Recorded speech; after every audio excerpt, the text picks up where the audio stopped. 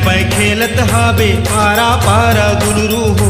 पोटिया के बैगा घर में झूमे बूढ़ी माई वो। राय बै खेलत हाबे आरा पारा गुलरू हो। पोटिया के बैगा घर में झूमे देवता माई वो।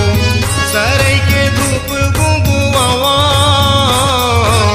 सरई के धूप गुंगुवावा, दई बंदा तोला। राय बै खेलत हाबे आरा पारा गुलरू हो।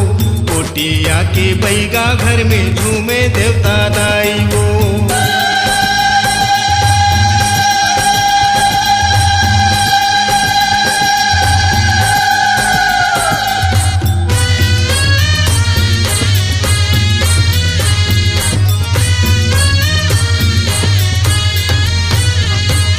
पहली बिराजे बूढ़ी माई, दूसर काली कंकालिन, तीसर में बंजारी माई, चौथे में गोड़िंदाई।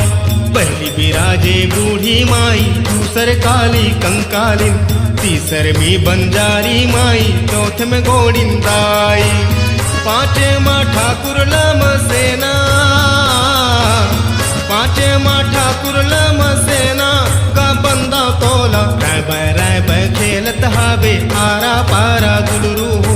पोटिया के बैगा घर में झूमे देवता दाई वो।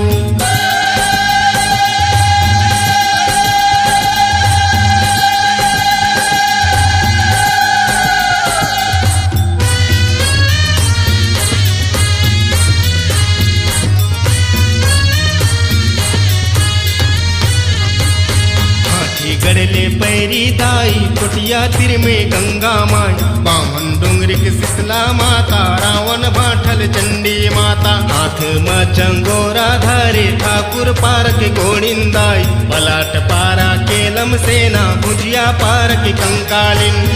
आंगा कुर्सी में बैठाए, आंगा कुर्सी में बैठाए, झूलाए झूलना। राय बै खेलत हाबे आरा पारा गुलरू हो। पोटिया के बैगा घर में झूमे गोड़िंदाई वो। सरई के धूप गुंगवावा, सरई के धूप गुंगवावा, ए बूढ़ी माई। राय बै खेलत हाबे आरा पारा गुलरू हो। पोटिया के बैगा घर में झूमे देवता दाई वो। राय बै खेलत हाबे आरा पारा गुलरू हो। पोटिया के बैगा घर में झूमे देवता दाई वो। राय बै खेलत हाबे आरा पारा गुलरू हो। पोटिया के बैगा घर में झूमे देवता दाई वो। राय बै खेलत हाबे आरा पारा गुलरू हो।